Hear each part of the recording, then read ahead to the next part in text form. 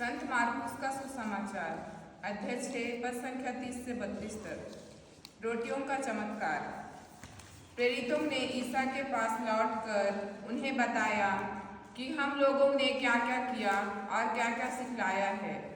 तब ईसा ने उनसे कहा, तुम लोग अकेले ही मेरे साथ निर्जन स्थान चले आओ और थोड़ा विश्राम कर लो, क्योंकि इतने लोग आया जाया करते थे कि उन्हें भोजन करने की भी फुर्सत नहीं रहती थी।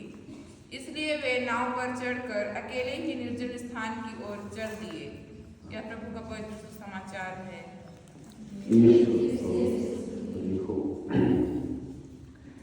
यहाँ पर हम देखे हैं, इसमें केवल 2-3 वाक्य हैं।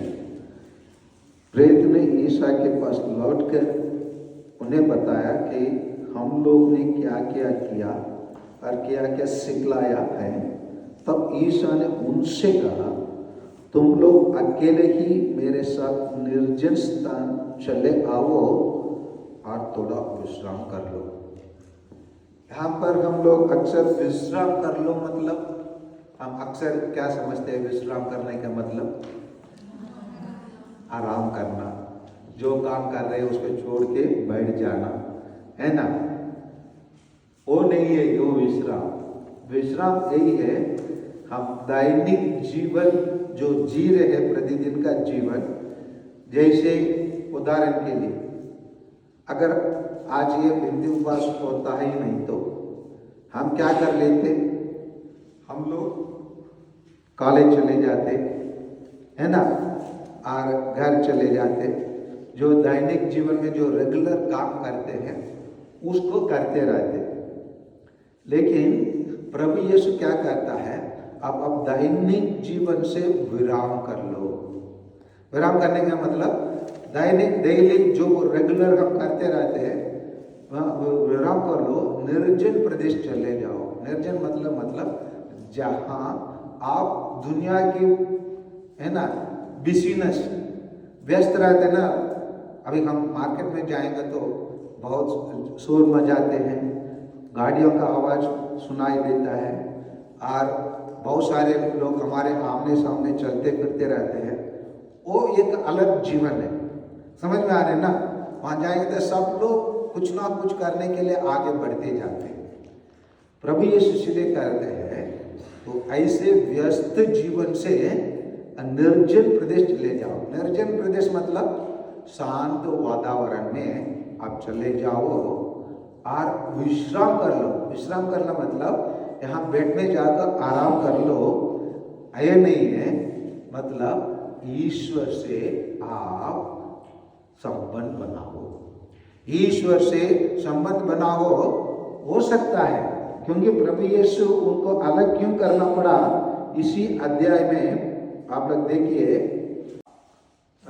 अध्याय 6 पद संख्या 7 से आप लोग 11 तक पढ़िए। 7 से 11 तक वहीं पर बैठकर पढ़िए।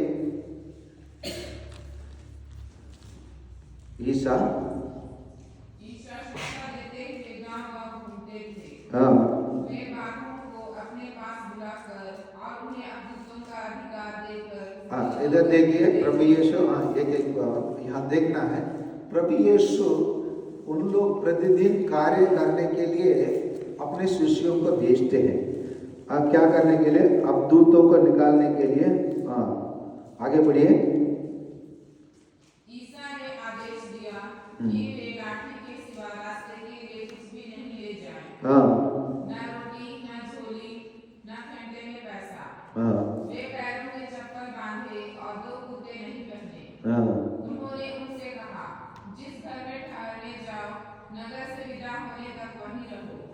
यदि किसी स्थान पर लोग तुम्हारा स्वागत न करें और तुम्हारी बातें न सुने, तो वहां से निकलने पर उन्हें चेतावनी देने के लिए अपने पैरों की धूल झाड़ दो।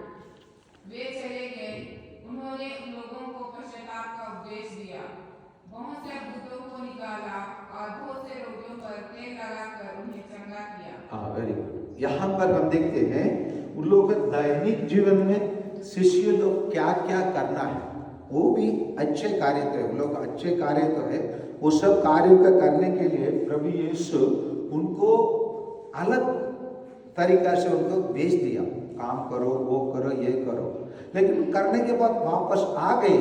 वापस आने के बाद प्रभु यीशु वही कार्य करने से उनको रोकते हैं, मना करते हुए अभी उससे भी ज्यादा कुछ करने के लिए वो लोग क्या कहते हैं, निर्जन प्रदेश चले जाओ और क्या करो, आराम करो। समझ में आ रहे ना? इसीलिए हम लोग आज के दिन हम लोग अपने दैनिक कार्य को छोड़ के थोड़े से आराम करने के लिए आए। हम किस कारण क्या के लिए आए?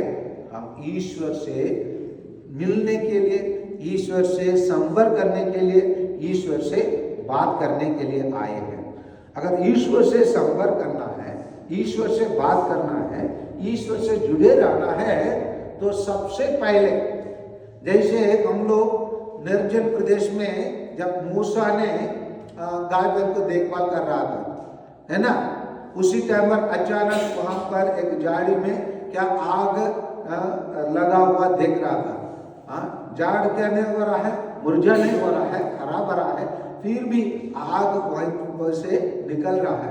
तो उसको देखने के लिए वो आगे बढ़ा, लेकिन ईश्वर ने उसको क्या बोल कर रोका? क्या बोल के रोका? निर्जन प्रदेश में सब मूसा ने, है ना, कुछ कर रहा था ना, गाय बैल चरा रहा था ना, यस और नो? हाँ, इसलिए वो आग के पास चल रहा था, तो उसको क्या कर रोका पड़ा? रोके नहीं मालूम। ओके, चलिए आप लोग निर्गमन ग्रंथ में जाइए, अध्याय 3 को निकालिए। निर्गमन ग्रंथ अध्याय 3, 4 से पढ़िए। 3 अध्याय 3 में पद संख्या 4 से पढ़िए, 4 से पढ़िए फट से। निरीक्षण करने के लिए हाँ। निकट आते देखकर हाँ। ईश्वर ने झाड़ी के बीच में से पुकार कर उससे कहा। हाँ, पुकार कर उससे कहा। क्या कहा? मूसा, मूसा। हाँ। उसने उत्तर दिया, हाँ। हाँ। ईश्वर ने कहा, हाँ। पास मत आओ। हाँ, क्या कहा? सब लोग बोलिए, पास मत आओ। पैरों से जूते उतार दो, क्योंकि तुम जहाँ खड़े हो वह पवित्र भूमि है। क्या कहा गया? अरे बरो, पास मत आओ। किसके पास? अभी ईश्वर के पास आना है तो क्या करना पड़ेगा? पास मत आना। पास मत आना मतलब क्यों नहीं आना है? क्योंकि हमारे जीवन में क्या क्या हो सकता है, पास नहीं आना। क्यों? क्योंकि हमारे ईश्वर के पास झूठ बोलने का आदत। समझ में आ रहे ना? अगर ईश्वर के पास आना है तो हमारे पास क्या आदत है? वहां पर क्या लिखा है? पास मत आओ। किसके पास आने के लिए बोल रहा है? ईश्वर के पास आना है तो तुमको क्या करना है? आपके पास जो झूठ बोलने के आदत, और आपके पास क्या है? लोग सब लिखे है ना, ईश्वर के पास जाने के लिए जो जाने क्या, इधर तो निबंध लिखा गया है। निबंध मतलब समझते हैं ना? मैं तो ये क्यों मांगा, यहाँ गलत राग पर चलना, वही पहले भी आज झूठ बोलना, अपशब्द बोलना, आदर नहीं करना, है ना? तो ईश्वर के पास जाना है तो अभी ईश्वर ने, वो तो उत्सुक रहा ईश्वर के पास जाने के लिए। हम लोग सब उत्सुक नहीं है या नहीं है? बोलने वाले सब स्वर्ग जाएंगे, जो नहीं बोले सब नरक जाएंगे। आप लोग सब ईश्वर से मिलने के लिए उत्सुक है नहीं है? हाँ, वेरी गुड। अगर जो लोग सोच समझ कर बोलते हैं, आप लोग सीधे नरक में चले जाएंगे। इसलिए फट से कहाँ जाना है हमको? हाँ, स्वर्ग जाना है। इसीलिए वहां पर देखिए ना, पास मत आओ।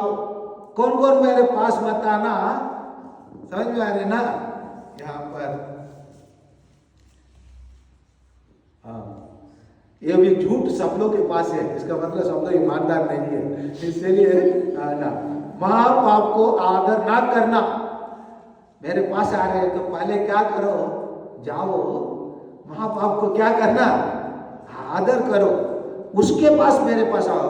वहां पर भी पढ़ते हैं ना, वो भी आप अगर ईश्वर के पास प्रार्थना करने के लिए जा रहे हैं, रास्ते में आपको याद आया कि आप अपने भाई के साथ लड़े, झगड़ा किए, या बहन के साथ और अपने पड़ोसी के साथ, आप अपना चढ़ा हुआ का क्या करो, जाके फादर के पास पहले दे दो, फादर मैं चर्च के लिए इतना डोनेट कर रहा हूँ बोल दो, उसके बाद जाके अपने दोस्तों से मिले। यही बोला ना बाइबल में?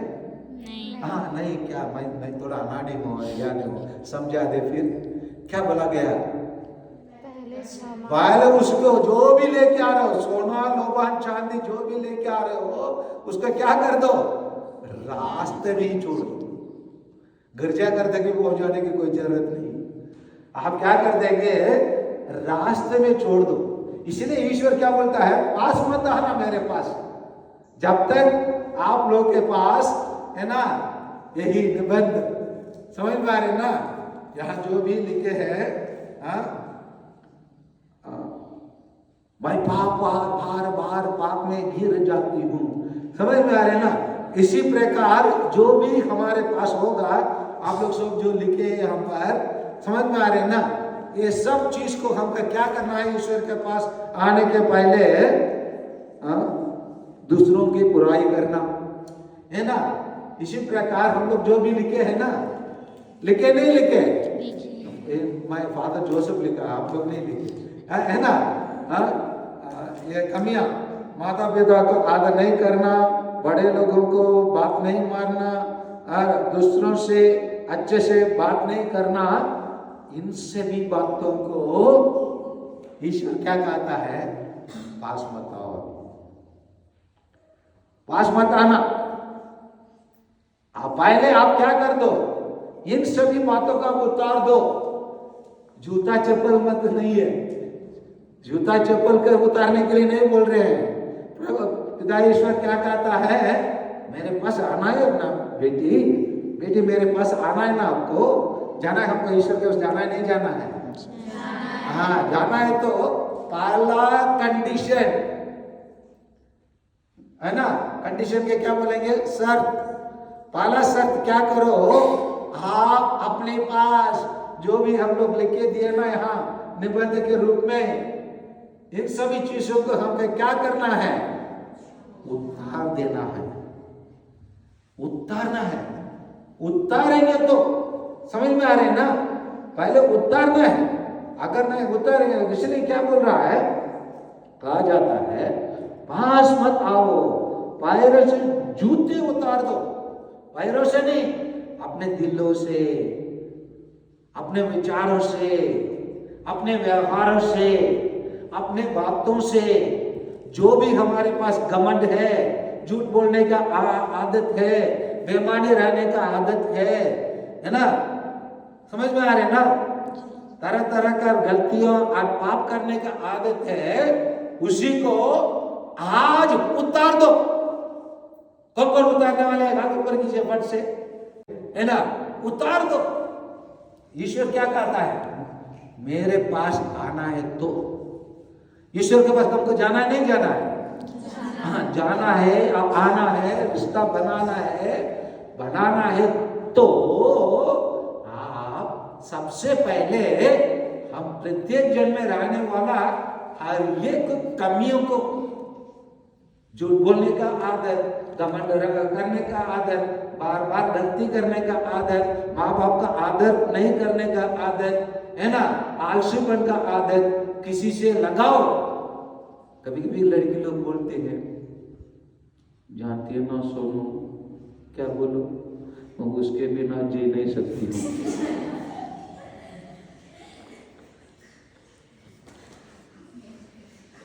है ना,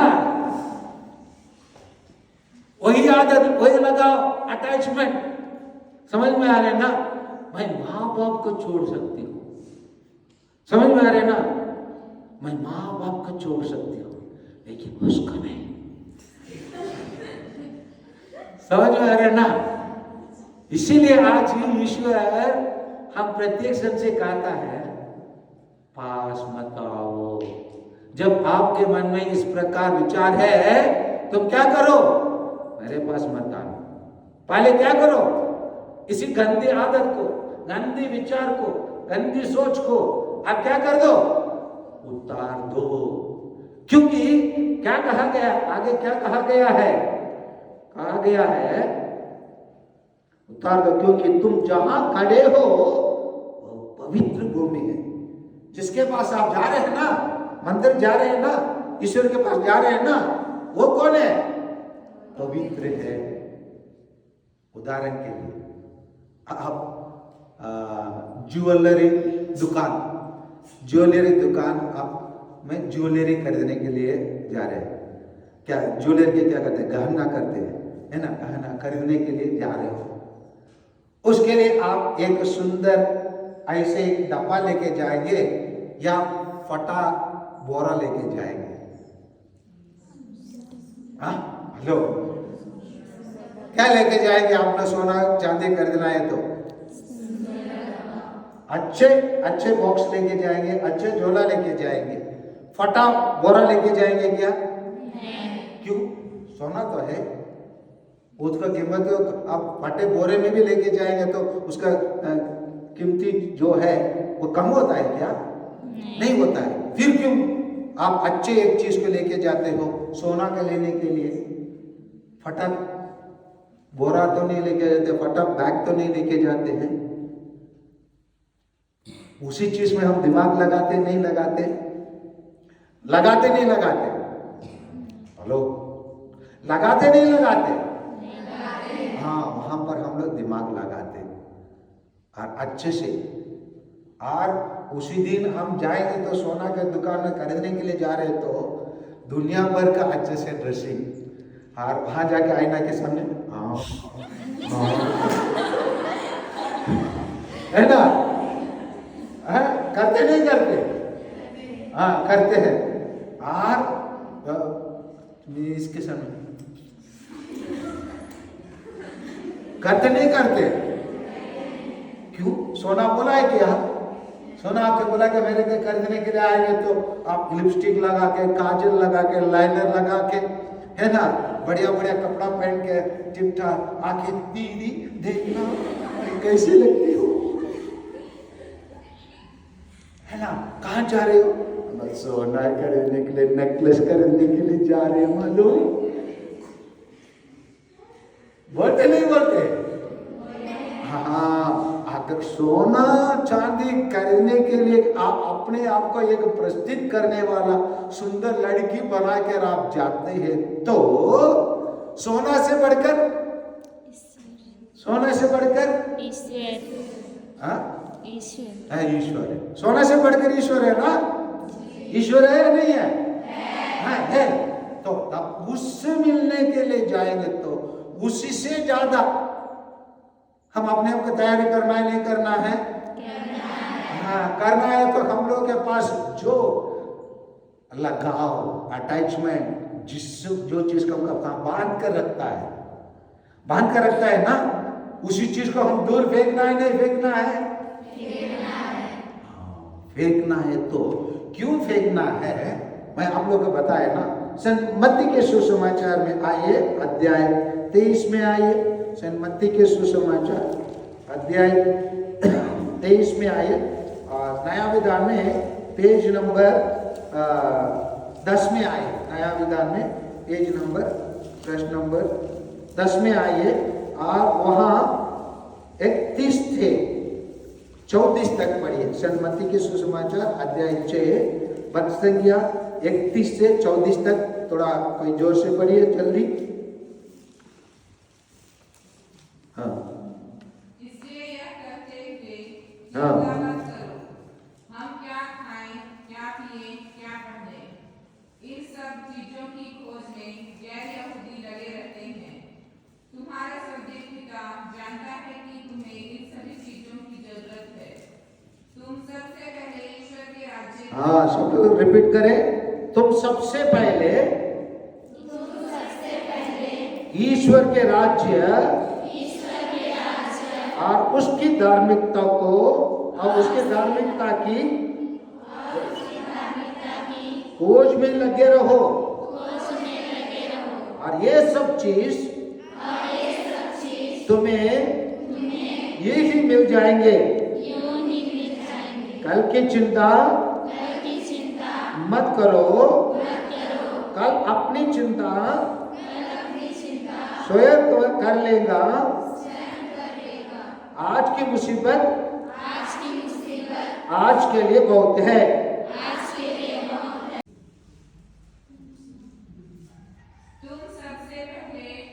तुम सबसे पहले ईश्वर के राज्य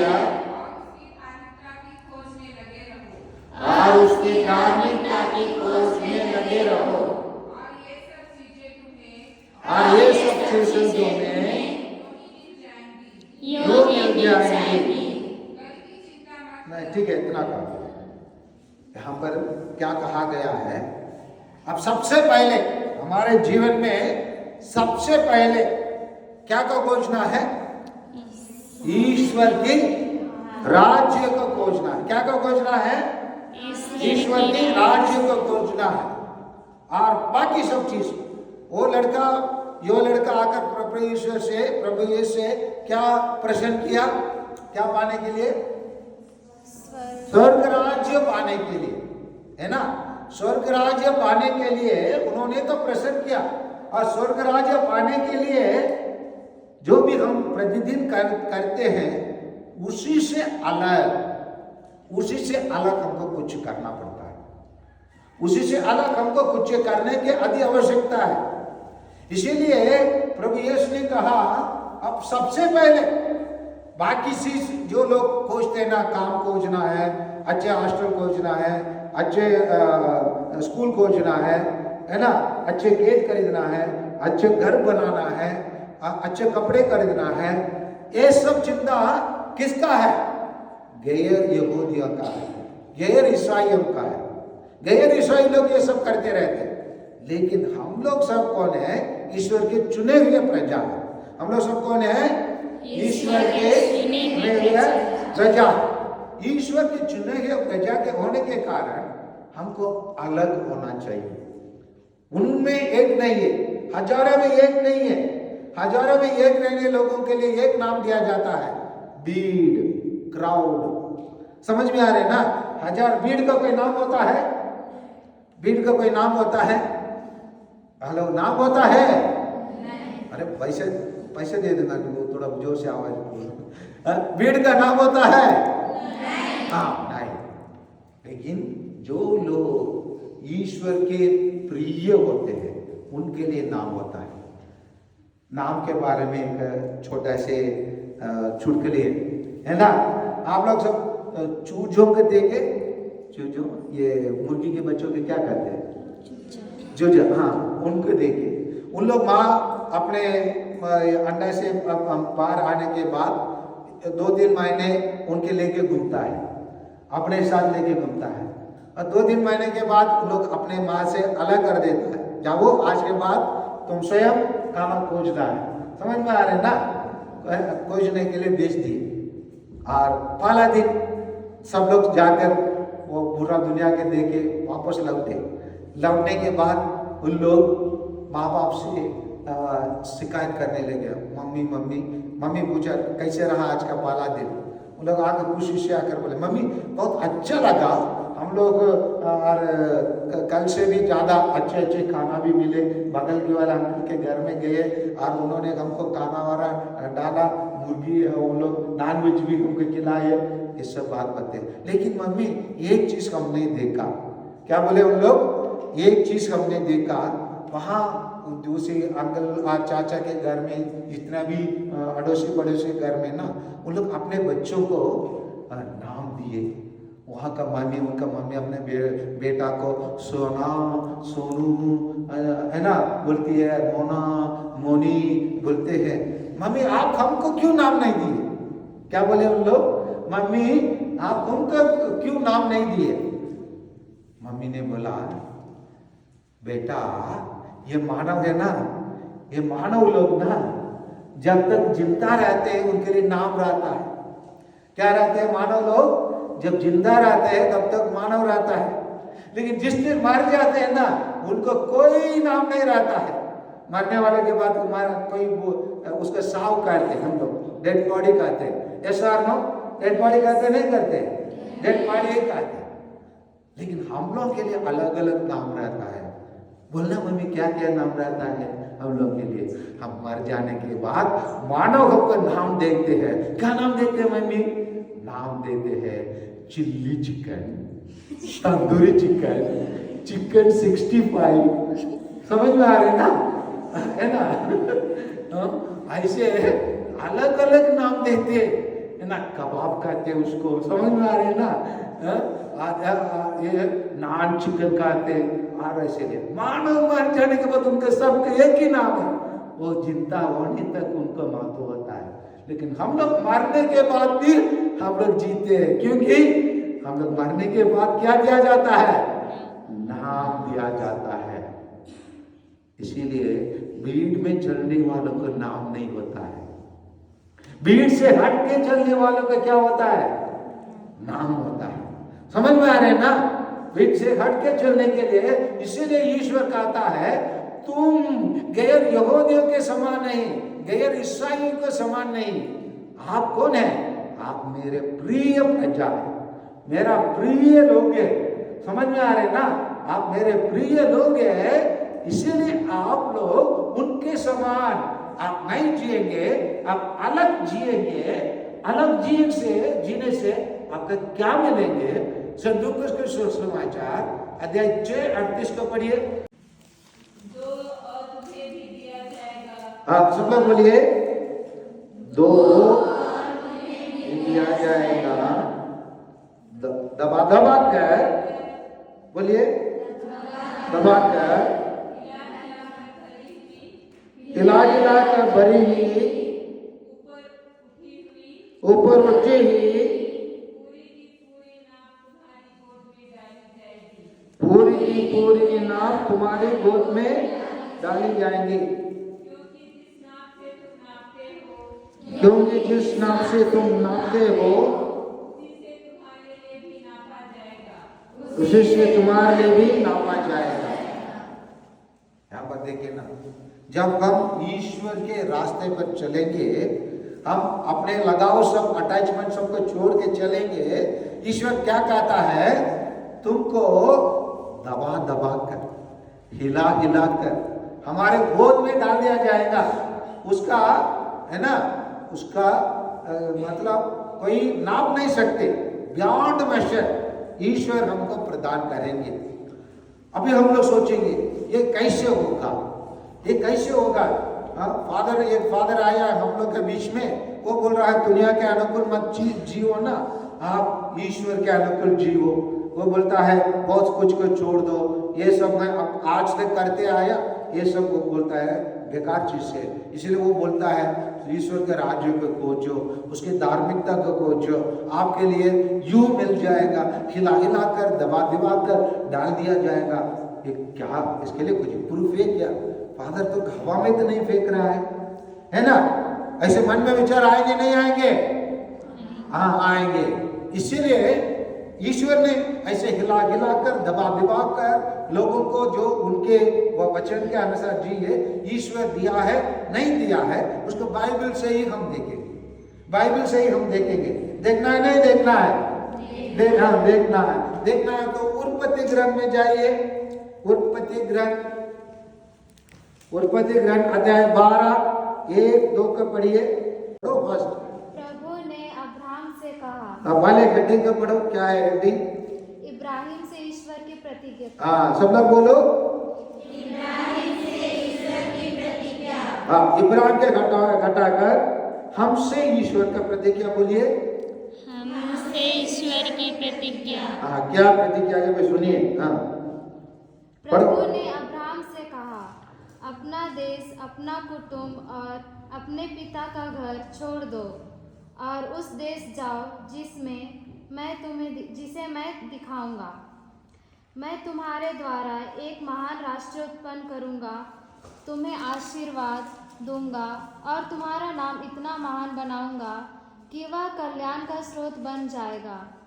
जो तुम्हें आशीर्वाद देते हैं मैं उन्हें आशीर्वाद दूंगा। हाँ देखिए, हम लोग के पास एक कुछ अटैचमेंट लगाओ कोई चीज को हम पसंद करते हैं तो इसीलिए हम यहाँ तक बोलने के लिए हो जाते हैं।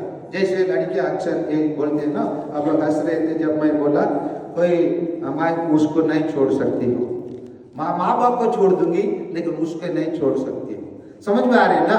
यहाँ पर देखिए ना, अब्राहम नाम के एक व्यक्ति रहा, इस व्यक्ति को ईश्वर ने क्या कहा, अपने माँ बाप को छोड़ दो, अपने जमीन को छोड़ दो।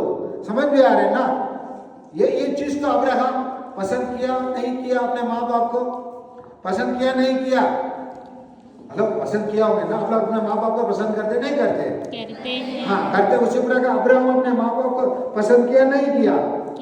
हाँ किया। लेकिन ईश्वर ने उसे क्या कहा, माँ बाप को छोड़ दो, भाई बहनों को छोड़ दो, अपने जमीन को छोड़ दो, और जिस देश को मैं बता रहा हूं, जिसको आप देखे भी नहीं है, उसी देश में आप चले जाओ।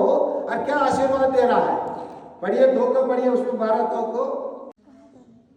मैं तुम्हारे द्वारा एक महान राष्ट्र उत्पन्न करूंगा। हाँ, मैं तुम्हारे द्वारा एक महान राष्ट्र उत्पन्न करूंगा। तुम्हें क्या दूंगा बता रहा है, आशीर्वाद दूंगा, और तुम्हारा नाम इतना महान बनाऊंगा कि वह कल्याण का स्रोत बन जाए। जब हम अपने बुरी आदत को, जिस चीज को हम पसंद करते हैं, जिस चीज के लिए हमको बहुत लगाव है, उसी चीज को हम क्या करने से ईश्वर क्या कहता है, मैं आपको आशीर्वाद दूंगा और तुम्हारा नाम को क्या करूंगा, मैं रोशन कर दूंगा, और तुम्हारा संतान इतने सारे चीज हो जाएंगे। हुआ नहीं हुआ है अब्राहम का? ऐसे हुआ था नहीं हुआ था? जो आशीर्वाद उनको दिया ईश्वर ने उसको पूरा किया नहीं किया? क्या नहीं किया? हाँ किया है। ईश्वर ने जो प्रतिज्ञा किया वो पूरा करता है। जब हम जो चीज को हम ज्यादा पसंद करते हैं, जिसके पीछे हम लगे रहते हैं, इसीलिए प्रभु यीशु उस युवक से कहा, तुम में एक कमी है, तुम में एक कमी है। मतलब तुम्हें एक कमी है, मतलब तुम्हें एक चीज को छोड़ना पड़ेगा, तुम्हें एक चीज को त्याग करना पड़ेगा, तुमको एक चीज को बलिदान करना पड़ेगा, तुमको रास्ता को बदलना पड़ेगा। आज तक हम लोग जो रास्ते में चल रहे थे, उसी रास्ता को हमको क्या करना पड़ेगा, बदलना पड़ेगा। तो आप प्रभु आज हम प्रत्येक जन से कहते हैं, आज हम लोग जो भी करते आए, वो युवक कुछ गलत करते नहीं आया। वो तो शुरू से वो तो क्या बोलता है, ये सब चीज को मैं कब से करते आया बताया, बचपन से करते आया। हम लोग भी बचपन से बहुत सारे अच्छे कार्य करते आ रहे हैं। यस और नो? यस। बहुत सारे अच्छी चीज हम करते आ रहे हैं, लेकिन कुछ चीज आज प्रभु यीशु हम प्रत्येक जन में कमी पाया है। वो कौन है? यही है, यही लव लेटर। समझ में आ रहा है ना? ये प्रेम का पत्र हम लोग लिखे हैं। ये चीज को ईश्वर क्या कहता है, आज क्या करो, हाँ त्याग कर दो, छोड़ दो। इसी के साथ जो लगाव है, अटैचमेंट है, जिसको अपना समझाए आप, उसी का आप क्या करना, आज यही वक्त छोड़ दो। इसीलिए प्रभु इसीलिए पिता ईश्वर ने मूसा के क्या कहा, आगे मत आओ, आगे मत आओ, क्योंकि आपको क्या करना पड़ेगा, मेरे पास आने के पहले उतार दो। उसके लिए जूता उतारना पड़ा। ऐसे मूसा के क्या उतारना पड़ा, जूता। हम प्रत्येक जन के लिए क्या उतारना पड़ेगा, झूठ बोलने की आदत, चोरी करने की आदत, बेईमानी करने का आदत। समझ में आ रहे ना? माँ बाप का नहीं आदर करने का आदत। समझ में आ रहे ना? गुस्सा करने का आदत। समझ में आ रहे ना? आलसी रहने का आदत। मोबाइल को जानते आपको, हम जाने अनजाने में कहा जाता है, हम लोग 2000 बार वो नॉर्मल व्यक्ति मतलब जो बिजनेस नहीं करता है, जो पढ़ाई नहीं करता है, जिनके भी हाथ में मोबाइल रहता है, जैसे हमारा चाचा, काका, मामा, उन लोग प्रतिदिन 2000 बार एक दिन में मोबाइल को चुंबन कर देते, ऐसे ऐसे। ऑर्डिनरी व्यक्ति अगर एक दिन में मोबाइल को 2000 बार ऐसे चुंबन कर लेता है तो हम लोग कितने बार करते होंगे? हम लोग कितने बार करते होंगे? मत डरो मत, मैं आपके माँ बाप को नहीं बताऊंगा। हम लोग कितने बार करते होंगे? 2000 से अधिक? यस और नो? यस और नो? यस। तो इसीलिए आज निर्णय लेना है अभी यहां पर, क्योंकि ईश्वर ने क्या कहा? आगे मत आओ, मेरे पास आना है तो क्या करना पड़ेगा? आपका क्या करना पड़ेगा? उतारना पड़ेगा, छोड़ना पड़ेगा, त्याग करना पड़ेगा। क्या को यहां लिखे दिए ये सबको। कौन कौन तैयार है इसको त्याग करने के लिए? फट से हाथ ऊपर कीजिए। सिस्टर वहां पर वो फोटो ले लेना, उसको फोटो मत लेना, उसको कवर करो, सब लोग का हाथ दे। सिस्टर देख लीजिए, आज के बाद यहाँ इतने सारे लोग वादा किए, कहा ईश्वर के सामने हम लोग सब वादा किए। ऐसा नो? मेरे सामने नहीं, किसके सामने हम लोग वादा किए? ईश्वर के सामने वादा किए। जो भी आप लोग इसको यहाँ पर लिख के दिए, इसको क्या करेंगे?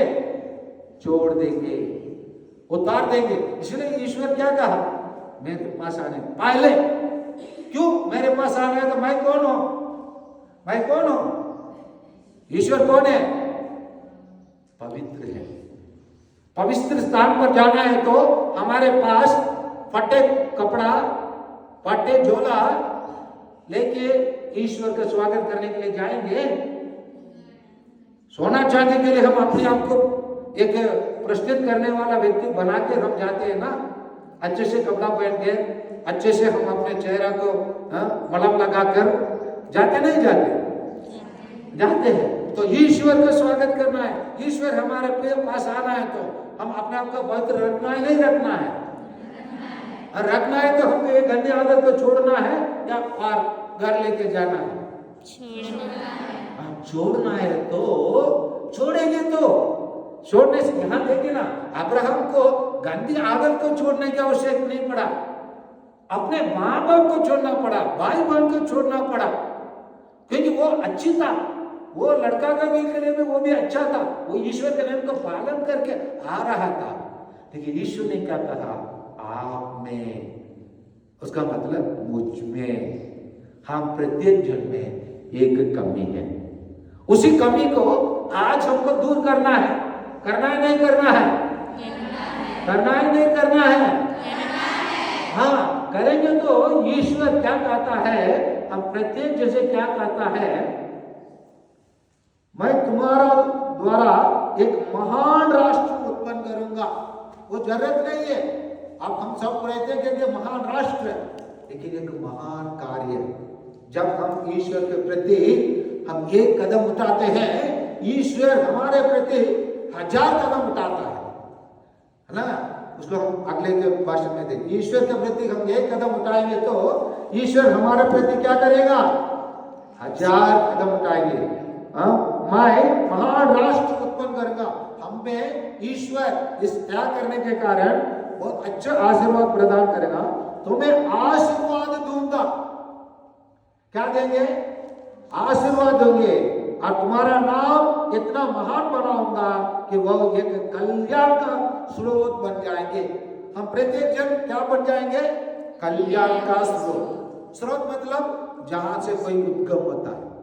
समझ में आ रहा है ना? अच्छे चीज का उद्गम। इसीलिए ईश्वर हमारा परिवार का आशीर्वाद का उद्गम स्थान बनाएंगे। अगर हम अपना परिवार का आशीर्वाद का उद्गम स्थान रहना अच्छा है नहीं है?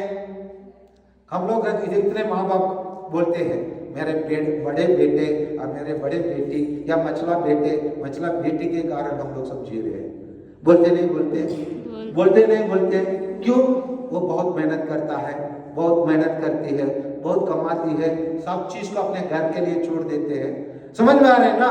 इसी प्रकार ईश्वर आज हम प्रत्येक जन को बदलने वाला है। आशीर्वाद का स्रोत बनना है। आशीर्वाद का स्रोत हम बनना है नहीं बनना है, बताइए। बनना है नहीं बनना है? हाँ, बनना है तो हम इसी सब चीज को हम लोग लिखे देना पढ़ के बताया ना मैं। इस सबको हम क्या करेंगे? आज छोड़ देंगे। यहीं पर ईश्वर हमसे कहता है अपने जूता को उतार दो। मूसा से कहा, हमसे कहता है आपकी बुरी आदत को उतार दो। आगे मत बढ़ो। मेरे पास आप रिश्ता बनाना है तो आगे बढ़ने के पहले, मेरे पास आने के पहले आपको पवित्र बना दो, है ना। आपको पवित्र बनाने की जरूरत है ना। इसीलिए सन्मति के सुसमाचार 5:48 में कुछ कहा गया है। सन्मति के सुसमाचार 5:48 को फट से पढ़िए। 5:48 इसीलिए तुम पूर्ण बनो जैसे तुम्हारा स्वर्गीय पिता पूर्ण है। इसको हम ये भी कह सकते हैं, इसीलिए तुम पवित्र बनो जैसे तुम्हारा स्वर्गीय पिता पवित्र है। पूर्ण मतलब पवित्रता। पूर्ण मतलब क्या है? पवित्रता। जिसमें कुछ कलंक नहीं है उस व्यक्ति को ईश्वर क्या कहता है? पूर्ण कहता है। इसलिए हम प्रत्येक जन कैसे बनना है? स्वर्गीय पिता जैसे हमको पूर्ण बनने के लिए आवश्यकता है। पूर्ण बनना है नहीं बनना है? पवित्र बनना है नहीं बनना है? बनना है। बनना से हमको क्या करना है? पिता ईश्वर के समान, पिता ईश्वर के समान। और इसीलिए संत लूकास के सुसमाचार अध्याय 6:36 में कहा गया जाता है, अगर हम पूर्ण बनना है तो हम अपने जीवन में कुछ करना है। अपने जीवन में कुछ करना है। 6:36 को पढ़िए। संत लूकास के सुसमाचार 6:36 पढ़िए फट से पढ़िए। हाँ, क्या बनना पड़ेगा हम लोग? अपने स्वर्गीय पिता जैसे दयालु बनो। तो इसीलिए हम लोग अपने स्वर्गीय जैसे दयालु बनना है।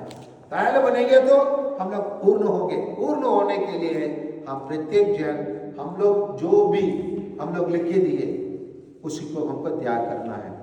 आइए बच्चे, हम लोग हाथ जोड़ेंगे, प्रार्थना करेंगे। हम लोग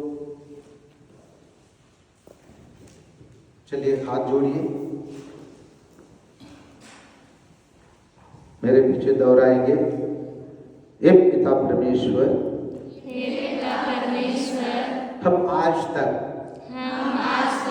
उस नव युवक के समान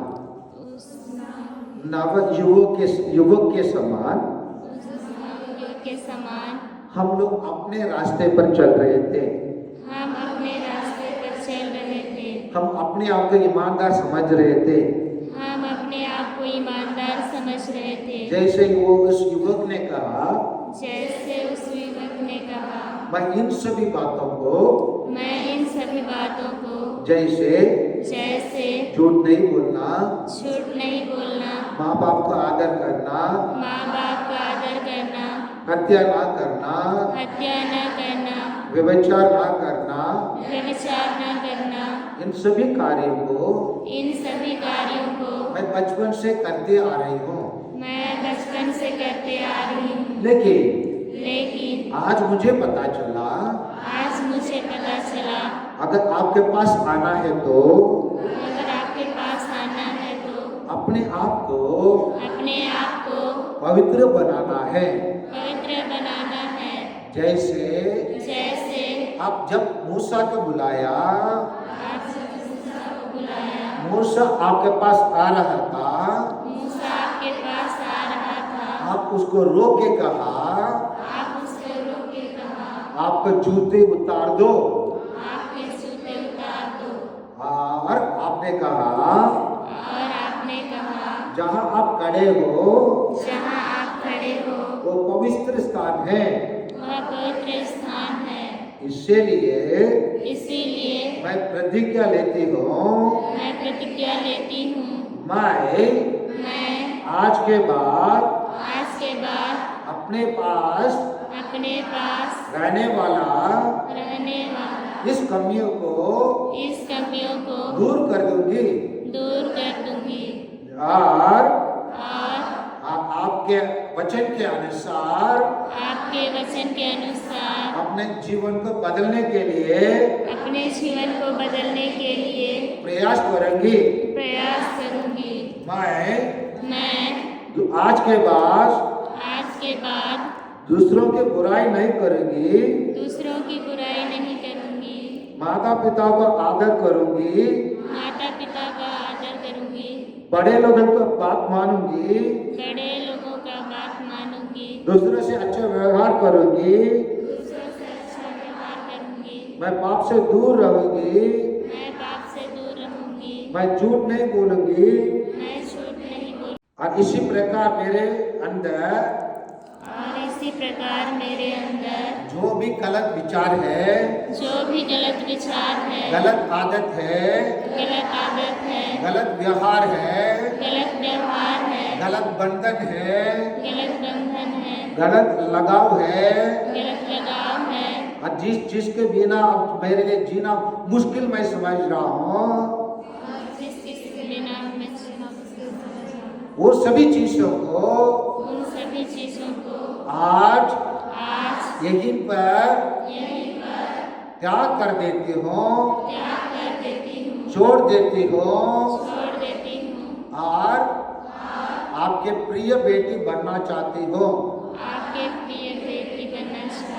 जिस प्रकार अब्राहम को आपने कल्याण का स्रोत बनाया,